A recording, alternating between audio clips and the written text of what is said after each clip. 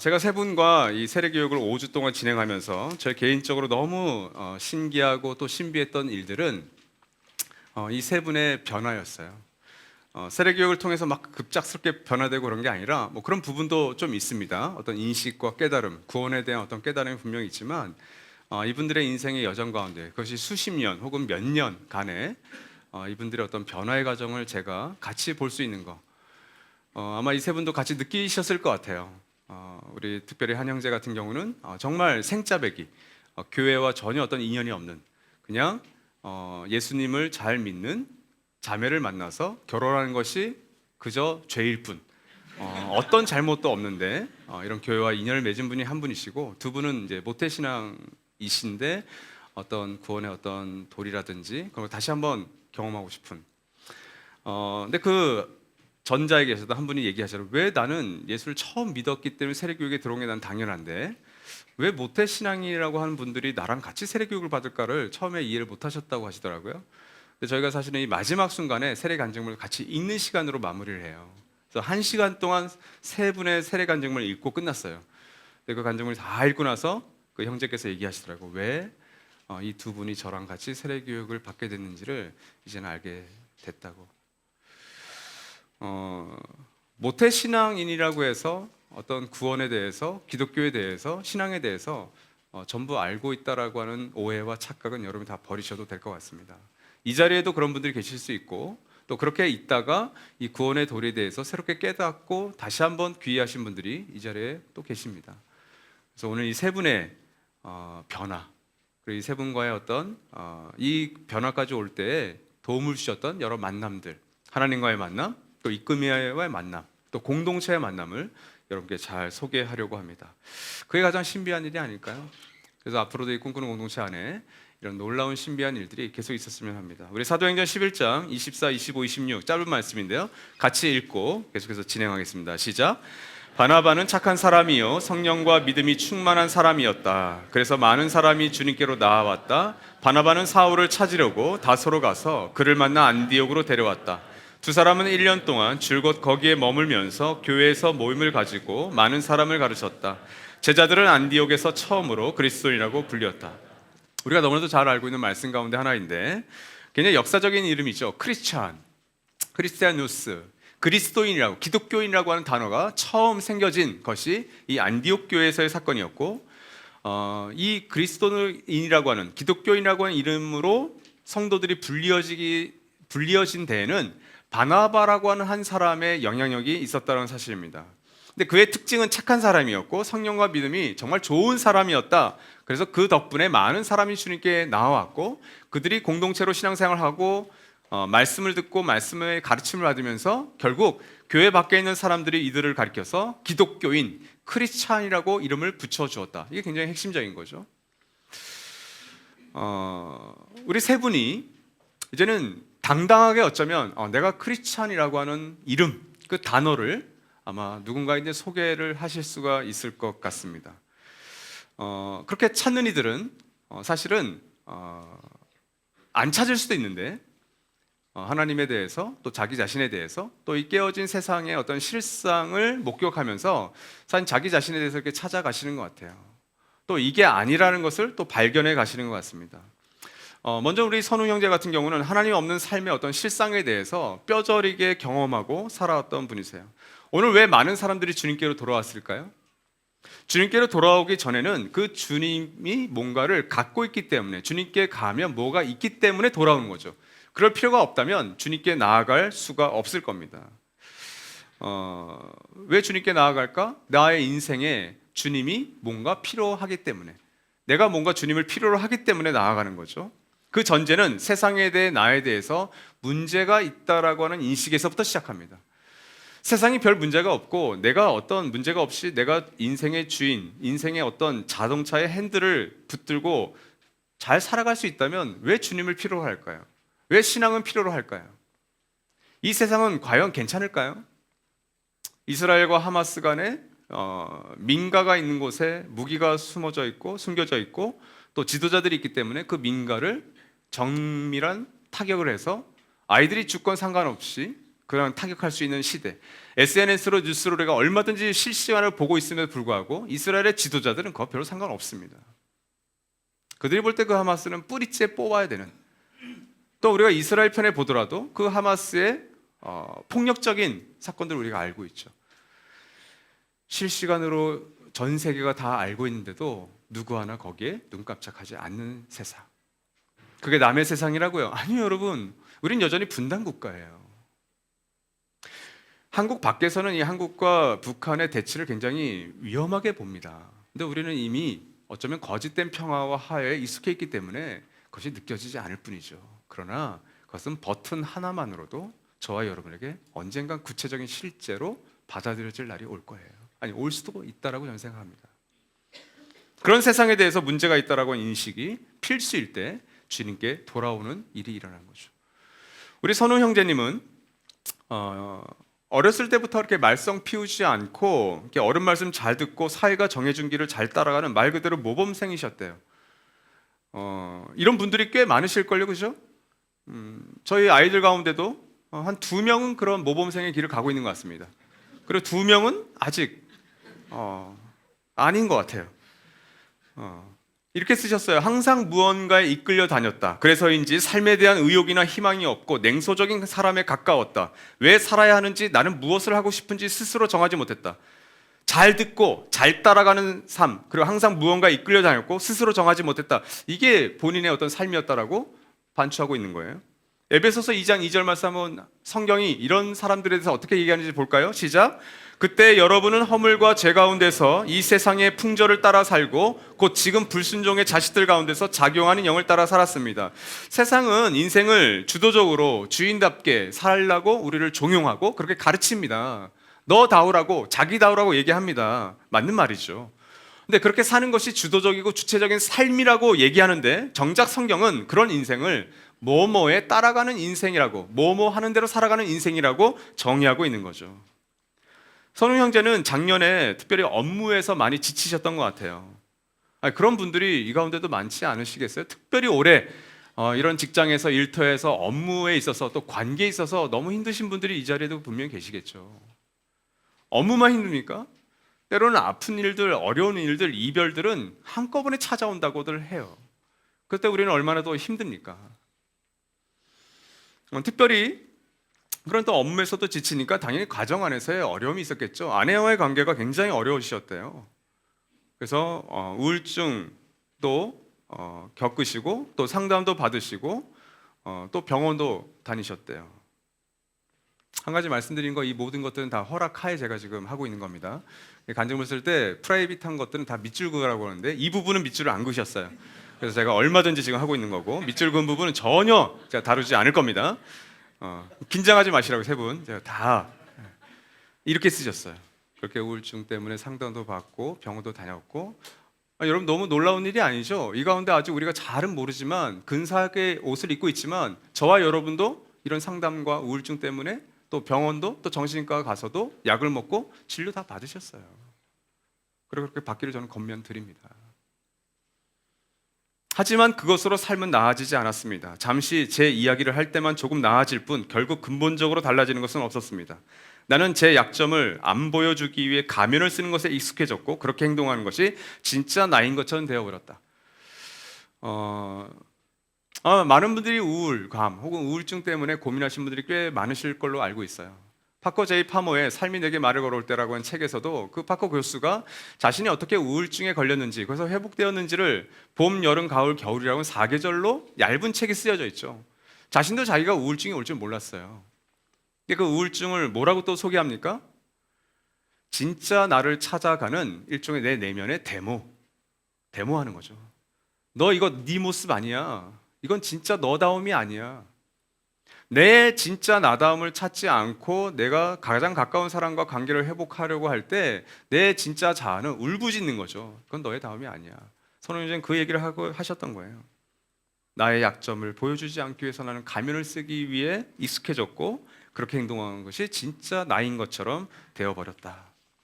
그렇다면 문화적인 종교 생활하는 크리스찬이라고 할 수 있는 이 모태신앙인들은 달랐을까요? 모태신앙의 장점은 뭡니까? 기독교 문화에 쉽게 익숙해진다는 거죠. 그건 대단한 특권이라고 저는 생각하고 믿습니다. 다만 우리 은혜자매님, 우리 홍은혜자매님인데 이름부터가 부담스러운 이름이에요. 이렇게 쓰셨어요. 간증문에 모태신앙인으로 당연히 성경 속 내용을 받아들이고 의문을 품지 않았습니다. 보통 모태신앙인들이 어렸을 때는 더 그렇고 청소년기를 가면서 이렇게 되는 거죠. 청소년이 되면서 이전에 없던 의문이 생겼을 때 이거 당연한 거 아닙니까? 아침에도 우리 이렇게 길에 오가는 청소년들 중에 봤는데 가끔 무서워요 아이들이. 저는 이제 근데 그 청소년기에 사춘기 시기에 자기 자아에 대해서 정체성에 대해서 고민하는 게 어쩌면 당연하잖아요. 저도 당연한 걸 알매도 불구하고 저도 그런 정말 정말 이런 속된 표현을 쓰는 걸 죄송하게 생각합니다. 정말 지랄 같은 삶을 저도 살았다고요. 그런데 그런 삶을 비슷하게 살아가는 저보다는 덜 살아가는 우리 아들들과 딸을 보면 저도 이해가 되진 않아요. 또 그런 삶을 살아가는 아이들을 둔 부모님들을 보면서 아주 어린 아이들을 둔 예비 엄마 아빠들, 초보 엄마 아빠들이 두려워하고 있다고요. 우리 아이도 저렇게 살아가는 건 아닐까 걱정하고 염려한다고요. 근데 그게 당연한 거잖아요. 청소년이 되고 이전에 없던 의문이 생겼을 때 우리 은혜자매는 이 선택을 하셨어요. 남의 시선이 신경 쓰여서 질문들을 속으로 삼켰습니다. 그러다 이제 청년이 되었을 때 어떻게 됐을까요? 점점 썬데이 크리스찬이 되어가는 거죠. 그래서 그야말로 저는 종교인이 되어갔다고 그랬어요. 그래서 잘못됐다는 걸 알았지만 예배 시간에 예배 드릴 때 잠깐 기도하고 찬양할 때 잠깐 드는 생각이었고 월화 수목금 주중에는 세상에 충실했다라고 기록하셨어요. 여러분 놀라지 마십시오. 우리 자녀들 대부분 다 이렇게 살아갈 겁니다. 지금의 엄마 아빠 품에 살아가죠. 그럼 고등학생이 되고 그때 밖에 나간 순간 제어할 수 없어요. 이 아이가 뭘 하는지. 그리고 대학생이 되면요. 또 일찍 직업 전선을 나가면요. 그때는 우리 엄마 아빠의 울타리를 떠나는 겁니다. 그래서 제발 그 울타리를 떠나가기 전까지는 관계를 친밀하게 쌓아가는 것이 정말 중요하겠죠. 우리 세훈 형제님은 간증문에는 드러나지 않지만 이 얘기는 말씀을 드려도 되겠죠. 아버님이 저와 같은 군인이셨어요. 아니, 저와 같은 병장이 아니라 저희 아버님도 군인이셨기 때문에 그러니까 군인 가정. 그러니까 일단 군인 가정이라고 하는 일종의 어떤 그 프로토타입이 있죠. 고정관념이. 그러니까 좀 엄격하게 자랐을 확률이 꽤 높습니다. 그러니까 이렇게 쓰셨어요. 매주 예배를 드리고 헌금 생활에 충실했대요. 이거 누가 가르쳤을까요? 그 아버님, 어머님이 가르쳤을 확률이 높아요. 그래서 교회에 출석은 했지만 세상 사람들과 별반 다르지 않은 삶을 살아셨대요. 공부도 잘했고 더 잘하는 친구들을 또 시기했고 하나님께 불평불만을 늘어놓았고 직장 생활에서는 많은 월급을 받았지만 언제나 회사 생활, 월급, 직장 상사에 대한 불평불만이 가득했대요. 그래서 교회는 다녔지만 저는 형식적인 종교인에 지나지 않았다라고 고백하세요. 그리고 우리 세훈 형제는 4가지의 P, 4P라고 되어 있는데 더 많은 재물, 나만이 만족시키는 지적인 성취, 그리고 거기서 오는 플레저, 즐거움만을 추구하는 삶을 계속해서 살았다고 기록하세요. 자, 문의는 크리스찬이고 교회 생활도 하고 헌금생도 꼬박꼬박 하는데 어때요? 교회 밖에 있는 사람들과 별다른 바가 없는 삶을 우리 모태신앙인들도 살아가는 거죠. 그 속은 하나님 없는 사람들과 크게 다르지가 않아요. 근데 감사하게도 이분들이 정말 하나님을 알게 되고 기독교를 깊이 더 이해하고 이제는 무늬만 크리스찬이 아닌 진실한 크리스찬으로서의 차진일세의 변화를 겪게 됩니다. 특별히 우리 선우 형제 같은 경우는 정말 기독교의 어떤 배경이 전혀 없다가 이제는 꿈꾸는 공동체에 오셔서 또 그 이전에 수많은 교회들과의 만남이 있었겠죠. 결국 이 길로 접어듭니다. 이 찾는 이에서 찾은 이로 변화될 때 3가지의 특징이 있다는 걸 보게 됩니다. 첫 번째는 진리와 마주하는 것인데 이것은 자신과의 만남이에요. 진리를 마주한다는 것은 내가 진리를 깨닫고 알아간다는 것은 결국 나의 실상에 대해서 내가 정직하게 직면하고 성찰한다는 것을 의미합니다. 24절에 많은 사람이 주님께 나왔다고 되어 있죠. 여러분 복음서에서도 많은 사람들이 예수님께 나왔는데 왜 예수님께 나왔을까요? 예수님이 필요했으니까. 근데 그들의 공통점이 뭐냐면 자신에 대한 한계와 유한함, 이 세상에 대한 어떤 허무감, 이 세상에 대한 의심, 세상은 이렇게 될 수 없을 텐데라고 하는, 성경에서 말하는 어쩌면 죄성에 대한 무기력함에 절망했기 때문에 예수님께로 나왔던 거예요. 그래서 우리 세훈 형제 같은 경우 어릴 적부터 신앙생활을 항상 열심히 했잖아요. 그런 이야기를 많이 들으셨대요. 이렇게 쓰셨어요. 집에서도 자랑스러워하는 아들이었고, 당연하죠. 엄마 아빠 말씀 잘 듣고 공부까지 잘했어요. 모범생이었어요. 좋은 회사에 들어갔어요. 많은 월급을 받아요. 어떤 엄마 아빠가 자랑스러워하지 않겠어요? 세훈 형제, 제 아들들을 좀 만나주세요.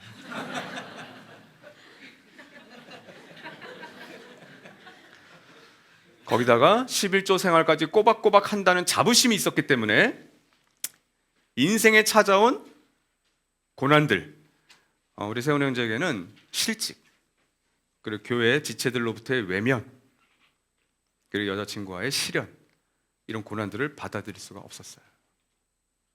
근데 이제 꿈꾸는 교회에 오셔서 예배를 드리시고 풍성한 삶의 초대도 하고 입금이야 만나고 또 가정교회를 만나시면서 모든 깨어짐과 낮아짐의 원인이 내 중심, 자기 중심성에 있었다라는 것을 깨닫고, 그로 인해 하나님과 나 자신과 이웃과 이 자연과의 관계까지 모두 깨어졌다는 사실을 깨달으셨대요. 자기를 성찰하기 시작하신 거죠. 이게 아버지에게, 어머니에게, 내 외부에게, 내 공동체에게, 헤어졌던 누구에게 이유가 있는 줄 알았는데 이 모든 이유가 나에게 있었네 라고 깨닫기 시작하셨대요. 우리 은혜자매님 같은 경우는 이 풍성한 삶의 초대를 이제 입금이와 함께하면서 또 설교 시간에 말씀 듣는 거 뭐가 그렇게 새롭겠어요. 수없이 20년이 넘게 들어왔는데 수없이 들어오셨대요. 그런데 풍성한 삶의 초대를 시작하면서 나 기초부터 다시 세워야 되겠다, 정말 제로 그라운드에서 시작하겠다라고 마음 먹으셨대요. 그래서 이렇게 쓰셨어요. 지금 이렇게 기본적인 믿음도 사랑도 확신도 없어서 아무 힘이 없다고 말할 수 있는 것이 오히려 자유로웠다. 이게 뭔지 아세요, 여러분? 마치 저는 이제 테니스를 저도 좋아했는데 좋아만 합니다, 여러분. 안 친 지 수십 년이 지났어요. 그래서 저는 길거리 테니스 선수라고 합니다. 그렇죠. 농구도 길거리로 배우고 테니스도 길거리로 배우고, 그러니까 야매 운동인들 있죠. 그 야매 운동의 특징이 뭡니까? 기본과 기초가 약하다는 거예요. 근데 제가 만약 테니스를 정식으로 배우게 되면 어떻게 되겠습니까? 기초와 기본부터 배우는 거예요. 그래서 저는 기뻐할 것 같아요. 그런 시간과 그런 물질과 그런 좋은 교사가 있으시면, 입금이가 있다면 저는 그렇게 배울 자신은 있어요. 처음부터 하라는 대로 다 할 것 같아요. 이런 마음인 거죠. 내가 모태 신앙을 수없이 들어왔던, 수없이 드렸던 예배였고 수없이 들었던 설교였지만 가장 기초부터 내가 들어버리라. 근데 그게 오히려 자유로우셨대요. 더 이상 아는 척 할 필요가 없으니 마음이 편해졌대요. 어릴 때부터 배웠던 지식에 기댄 거짓 고백이 아닌 내가 체험하고 나의 의지로 하는 고백의 힘은 정말 컸습니다라고 고백하시더라고요. 그리고 자매가 고백의 언어들이라고 하는 책을 읽으셨대요. 이 책 읽으신 분, 고백의 언어들. 예, 한 3, 4, 5, 6분 계시는데 10분도 안 되시네요. 가을에는 책을 읽어야 됩니다, 여러분. 고백의 언어들을 읽으셨는데 거기서 다가왔던 단어가 하나 있었대요. 이생망. 그래서 제가 순간 이생망의 뜻을 몰라서 우리 사역자에게 물어보니까 역시 우리 MG신 김은지 목사님 이번 생은 망했다 뜻입니다. 그래서 그 이생망이라는 단어에 깊이 공감했대요. 왜 그랬을까요? 우리 은혜자매가 이번 생은 난 망했어라고 정말 믿었대요. 이렇게 쓰셨어요. 나는 언제부턴가 이 세상엔 아무런 희망도 없고 나도 태어난 김에 사는 것이라고 하는 생각에 사로잡혔다. 은혜자매, 이제 그렇게 생각하진 않으시죠? 물론 그럴 일이 또 생길 거예요. 그런데 최근 예수님을 향한 소망이 생겼다는 자각이 생겨서 기뻤다. 그러니까 이 생망을 저항하고 또 새로운 자각을 하신 거죠. 우리 선우 형제님 같은 경우는 좀 다르겠죠. 결혼 후에 아내와 함께 다닐 교회를 많이 찾았고 또 많이 다니셨대요. 또 유명한 교회도 많이 가보시고, 근데 그게 그렇게 와닿진 않으셨다고 하시더라고요. 그런데 왜 그러면 교회를 갔냐? 아내와 일요일을 아내와 함께 시간을 보내는 방법 중에 하나였대요. 그러니까 혼자 있긴 싫은 거죠. 그러니까 같이 아내와 함께 할 수 있는 시간, 그리고 아들이 태어났을 때는 아들과도 함께 할 수 있는 시간이기 때문에 같이 교회를 다니셨대요. 그러다가 이제 아내와 아이가 이제 코로나가 시기가 왔고 이제 온라인 예배가 많이 되지 않았겠어요? 그래서 이제 온라인 예배를 한참 들으시다가 그러니까 이제 교회를 끄는 거죠, 오프라인으로는. 그러다가 우리 차성현 한미선 선교사를 만나고 또 우리 이대신 백원전 목사님을 또 만나서 교제하면서 내가 교회를 좀 다녀야겠다. 그래서 꿈꾸는 교회로 오셨대요. 그리고 나서 이제 일요일 오후에는 이제 자유 시간이 생겨요. 자유 남자. 아내가 아이를 놔두고 가면 다행인데 다행이 아니죠. 그런데 본인 혼자만 두고 가니까 너무 자유 시간이 있어서 그게 너무 처음엔 좋았대요. 나중에 또 다른 얘기를 하시지만 그럼 비슷한 주말이 반복되던 중에 오히려 다툼이 늘어났대요. 그리고 작년에 이제 이혼이라고 한 단어가 나올 정도로 심각한 상황까지 가셨다고 하시더라고요. 작년 11월 어느 일요일 날, 보통 일요일 날은 부부가 많이 싸웁니다, 여러분. 그건 어쩔 수 없습니다. 오늘도 제가 볼 때 여기 한 10에서 15%는 싸우고 오셨어요. 겉면드리기로는 제가 어제 이제 아내랑 안 싸웠으니까 자신 있게 얘기할 수 있는데 일단 집에 가실 때는 꼭 화해하시고 맛있는 걸 좀 가해자께서 사주시고 그렇게 하셨으면 좋겠습니다. 가해자와 피해자가 좀 어렵다 그러면 목사님께 얘기하세요. 누가 가해자인지 피해자인지 알려달라고. 크게 싸웠는데 이제 아내와 아들이 아마 우리 혜인 자매가 그대로 교회는 가신 것 같아요. 참 보살 같은 분이에요. 제가 보니까 제가 만약 우리 아내였다면 아이는 내팽겨쳐 놓고 나 혼자라도 교회 갔을 텐데 아들을 또 데리고 교회를 간 거예요. 그 사이에 많은 생각을 하셨대요. 그리고 아내에게 당장은 아니겠지만 내가 교회에 가보겠다. 그러고서도 핑계를 대면서 안 나가셨대요. 그리고 몇 번을 더 싸웠대요.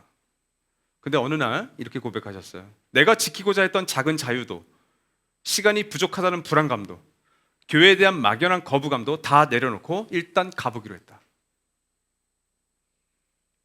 그러면서 진리에 대해서 이제는 본격적으로 알아가기 시작합니다. 그러다가 어느 순간 그 진리를 이제 수용하게 되는 때가 오는데 그것은 하나님과의 만남 때 일어나요. 그러니까 바나바를 통해서 많은 사람들이 주님께로 돌아왔잖아요.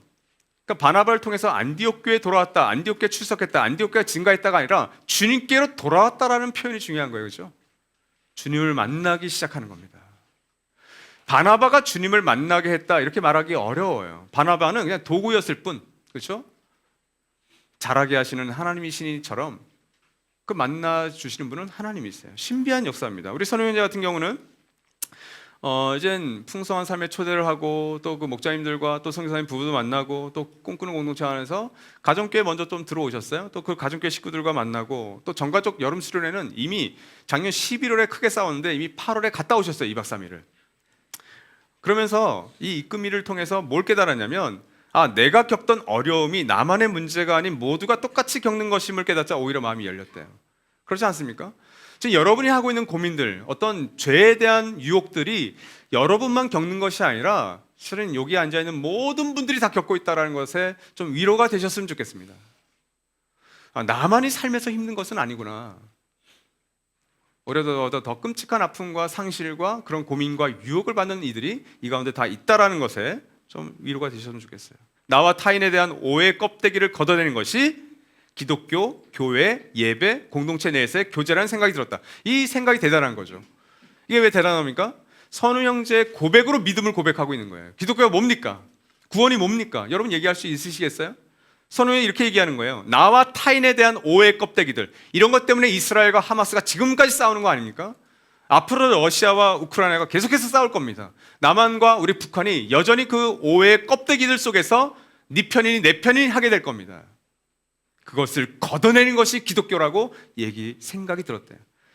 결국 하나님 어떤 분이시냐? 우리가 나아가야 할 본질을 가리켜 주시는 존재이고 예수님은 우리가 가진 껍데기를 들춰내 깨부수셔서 그 본질과 연결시키는 힘을 갖게 하시는 분이라는 생각이 드셨대요. 대단하지 않습니까? 삶의 주권을 내가 이끌어가는 것이 아니라 나의 권한을 내려놓고 예수님께 맡기는 것이다.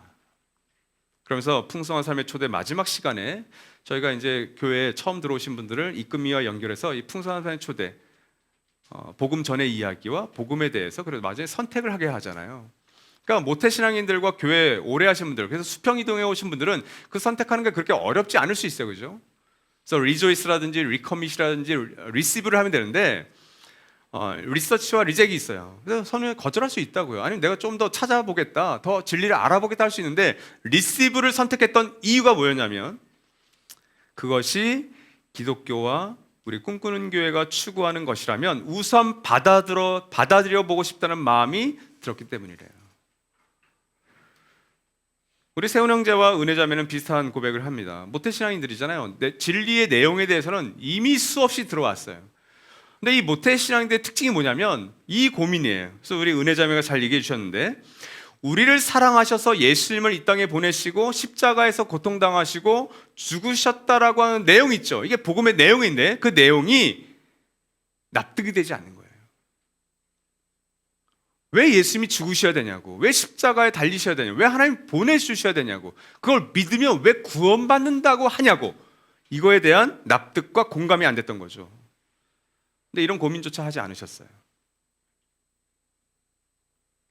너무나 당연하게 생각했기 때문이라고 하셨는데, 저희가 저희 교회에서 세례교육을 할 때는 순전한 기독교 C.S. 루이스의 책을 챕터 1과 2를 필수로 읽게 합니다. 읽고 같이 나누게 하는데, 우리 은혜자매 같은 경우는 그 책을 통해서, 아니 뭐 나머지 두 분도 그 책을 통해서 많은 유익을 얻으셨어요.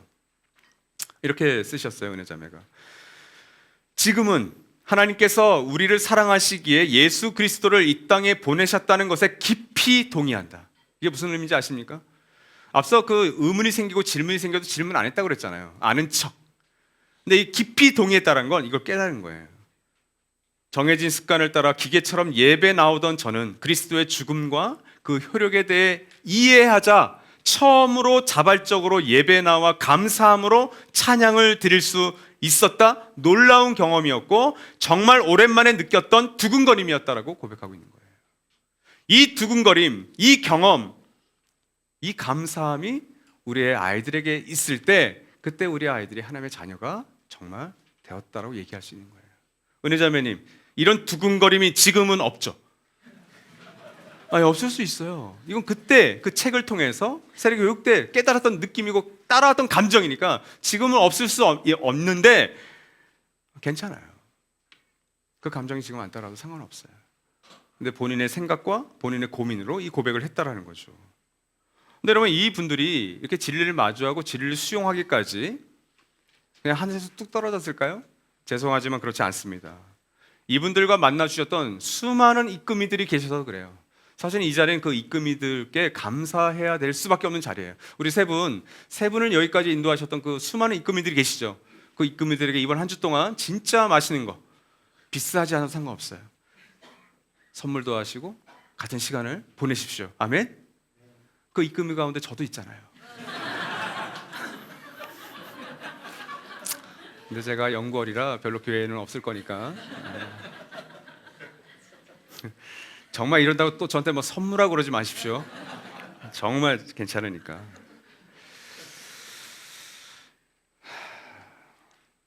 (24절에) 바나바의 그 성품과 바나바의 어떤 성향과 바나바의 어떤 사람 됨됨이 덕분에 그래서 많은 사람이 주님께 돌아올 수 있었던 계기가 있었던 거예요. 이 가운데 모든 분들이 그렇게 하실 수는 없어요. 왜냐면 이 가운데 모든 분들이 다 유쾌하신 분들은 아니거든요. 뭐 저는 뭐 가까이 오고 싶어 하겠습니까, 여러분들이? 이렇게 까탈스럽고 입 짧고. 요즘 사역자들이 저랑 밥을 안 먹으려고 그래요.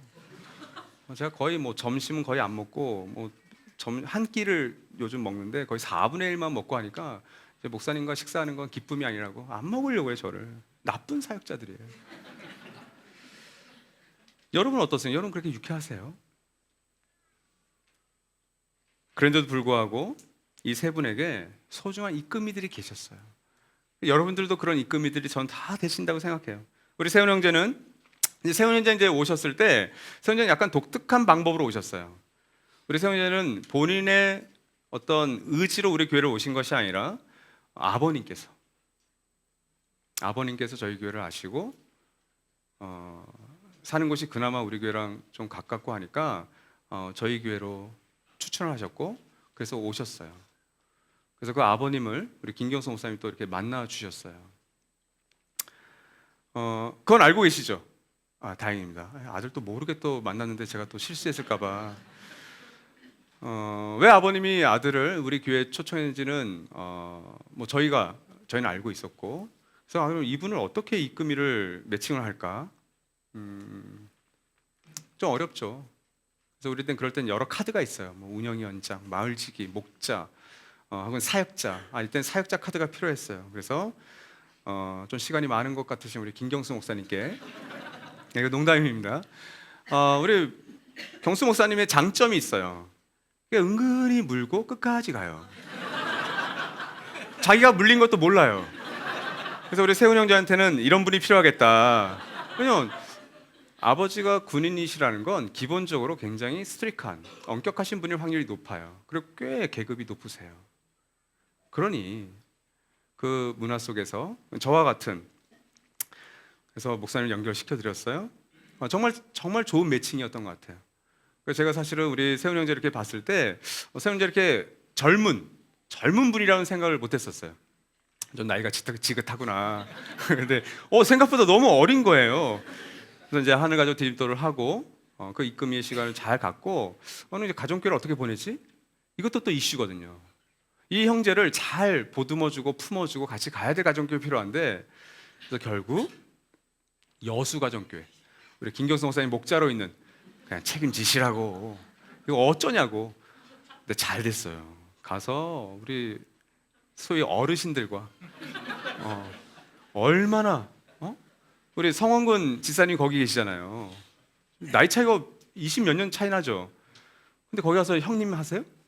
아, 그래요? 그래, 어떻게 형님이니까 큰아빠지. 야, 그거는 좀 그렇다. 아니, 저도 아직 형님이라고 못 부르거든요. 근데 이제 우리 먹는 것도 좋아하고, 그래서 닭갈비를 특별히 좋아하신대요. 여수가교 분들은 이제 이렇게 아껴서 우리 점심도 김밥 먹자 이러고 있는데, 우리 세훈 형제가 저는 닭갈비 먹고 싶어요. 그러면 우르르 가서 다 닭갈비 먹고 뒤에서 우리 점심 어떻게 하지 이제부터. 네. 제가 1부 때 그랬어요. 제가 여수가교 식구들도 있길래, 제가 여수가교 식구면 100번은 같이 먹겠다. 그래서 많이 드셔주시기를. 너무 좋은 입금이들이 많으셨던 거죠. 그래서 많이 사랑받고 계셔서 너무 감사해요. 그러니까 우리 세훈 형제 나오겠지만, 이렇게 세훈 형제 얼굴에 이렇게 웃음이 있고 평안함이 있다는 건 너무 감사해요. 좋은 입금이들 덕분이에요. 은혜자매님은 저희가 아까 말씀드렸죠. 이렇게 프라이빗한 것들은 다 밑줄 긋게 되어 있습니다. 어떤 속에 감추어둔 것들을 꺼내기가 무서워서 아무런 말도 할 수 없었던 때가 있었어요. 그때 이 자매를 인내심을 갖고 끝까지 곁에 지켜주셨던 한 선생님이 계셨다고 하시더라고요. 그 선생님 덕분에 교회를 떠나지 않은 거예요.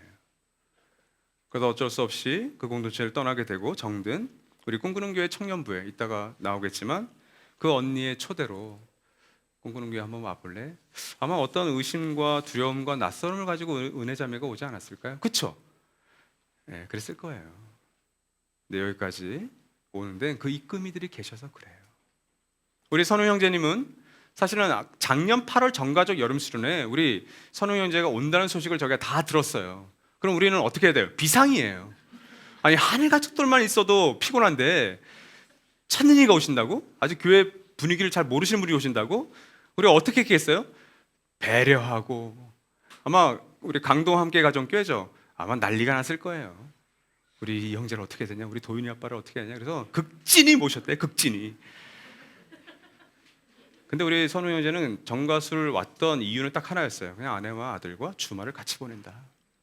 전 심플한 생각으로 오셨는데 절대 심플하게 있을 수 없습니다. 수련회 때는 이렇게 고백하시더라고요. 그 환대를 다 받고 나서 마지막 날 아마 저희가 예배 드릴 때 손잡고 찬양하자고 했잖아요. 그 손을 잡고 찬양을 하는데 나도 모르게 이 포인트가 너무 감동적이에요. 같이 잡고 있던 목자님의 손을 꽉 쥐어 드렸습니다. 그 이유가 뭐냐면 제 나름대로 감사와 제 마음에서 피어난 따뜻한 감정을 표현하고 싶어서. 근데 그러면 우리 둔한 것 같은 박경찬 목자는 몰라요. 손을 뭐 이거 잡든지 하든지 이 마음에가 이러지 마세요. 그러니까 표현을 하세요. 표현을. 너무 감사했어요.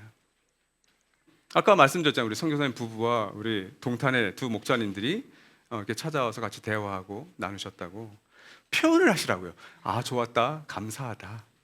근데 결정적인 건 이제 풍성한 삶의 초대 입금이를 만났을 때, 아까 말씀드렸죠. 이렇게 우리가 입금이의 풀을 갖고 있지만 스페셜리스트들이 가끔 필요하다고. 우리 선우 형제는 과학을 좋아하고 또 수학을 좋아했겠죠? 이공계시죠? 피곤한 스타일이에요. 그러니까 저는 P예요, 그렇죠? ENFP라고 했잖아요. 저는 좀 감성적이고, 그래서 그런 이렇게 상상력과 이렇게 먹고 마시는 걸 좋아하는 사람은 제가 입금을 해드리면 좋은데 저런 분들은 제가 할 수는 있지만 제가 피곤해져요. 왜? 그 책들을 다 읽고 와야 되잖아요. 그래서 우리가 이분이 만약 우리 교회로 온다면 입금이 이미 정해져 있었어요. 이런 책들을 많이 읽었고, 그리고 이런 대화를 좋아하는 사람, 우충환 형제. 그래서 우리가 그 부탁을 드렸을 때 충환 형제가 기꺼이 사실은 그래서 주말에 토요일 날 2시간 그 집 가까이 가서 한 4주 5주의 시간을 갖고 또 그 이후에 책을 같이 과학과 관련된 책을 읽고 입금일을 해 주셨어요. 왜 충환 형제를 소개시켰을까요? 뇌과학 전문가잖아요. 그러니까 저분의 뇌를 저는 잘 모르겠다고요. 근데 이분이 그냥 꺼내서 근데 이분이 뭐라고 했냐면, 우리 성현재가 가장 놀라웠던 점이 뭐냐면 생각 이상으로 이 입금이와 솔직한 대화를 나눈 것이 너무 놀라웠대요.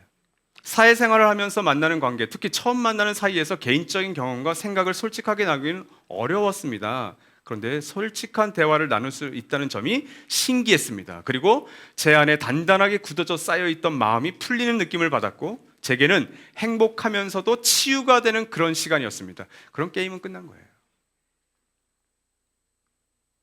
아마 제가 우리 선홍이자랑 입금을 했더라도 이런 놀라운 결과가 나왔을 겁니다. 여러분이 웃으신다는 건 그것을 부정하시는 거예요. 네, 그런 결과가 안 나왔을 거예요. 저도 힘들고 아마 선우 형제도 아마 우리 혜인자매한테 뭐야, 당신네 교회 목사님 너무 힘들어. 그랬을 것 같아요, 그죠? 자, 이런 과정을 통해서 이분들이 5주의 이제 세례교육 과정을 들어와서 이게 하나씩 더 단단하게 다지는 시간을 가지신 거예요. 의심나는 부분들, 이해가 되지 않는 부분들을 그 5주의 시간을 통해서 간증문을 자기의 목소리, 자기의 소리로, 자기의 생각으로 적어가시면서 3차에 걸쳐서 간증문을 쓰고 수정하게 합니다. 근데 그 시간에 정말 충실하게 이 세 분이 다 쓰셨어요. 데드라인을 한 번도 어기신 분들이 없어요. 정말 그렇게 한 분 있었구나, 하루 정도. 그건 전혀 괜찮아요. 그런 분들이 하나 둘씩 인식을 하고 그리고 믿기 시작했던 거죠. 그러면서 이분들이 정말 안디옥 교회에 그 1년 동안 가르침을 받았던 사람들이 성도로 그리고 그리스도인으로 불렸던 것처럼, 그리스도인가 뭡니까? 이 세상이 규정해 놓은 여러 질서들과 규범들과 그런 것들에 저항하겠다는 거잖아요. 내가 그리스도를 따르겠다라고 하는 게 그리스도인이거든요. 이분들이 차진에서 차진이로 된 순간부터 이분들은 변혁자의 삶을 살 수밖에 없는 거예요. 가정에서, 일터에서, 관계 속에서, 그리고 교회 안에서, 교회 밖에서. 왜? 그리스도인이라는 이름이 홍은의 그리스도인, 황선은 그리스도인, 장세은 그리스도인이 이름이 붙어버린 거예요. 이분들이 이제는 예수 그리스도와 함께 변혁자의 삶을 그래서 살아갈 수밖에 없는 거예요. 왜? 이분들이 변화되었기 때문에. 그 변혁자의 삶을 이분들이 어떻게 결단했냐면, 은혜자매는 이렇게 결단했어요. 거짓된 고백을 제가 하지 않기를 결단합니다. 하나님에 대해 아는 척, 하는 척 하지 않고 이제는 아는 만큼 한 만큼만 나누고 천천히 알아가겠습니다. 예수님을 더 깊이 만나고 그 기쁨을 더 음미하기를 원합니다라고 결단하셨어요. 전 좋은 결단을 생각합니다. 이 결단을 가지고 살아갈 때 모태신앙인으로서 지난까지 들어왔던 것들, 아는 척했던 것들까지도 승화될 것 같아요. 저는 우리 세훈 형제는 4P, 재산, 파워, 인기, 명예, 즐거움에 관심이 많았다고 했죠. 이전에 우리 세훈 형제는 그런 것들 4P가 내게 주어지지 않을 때 이럴 때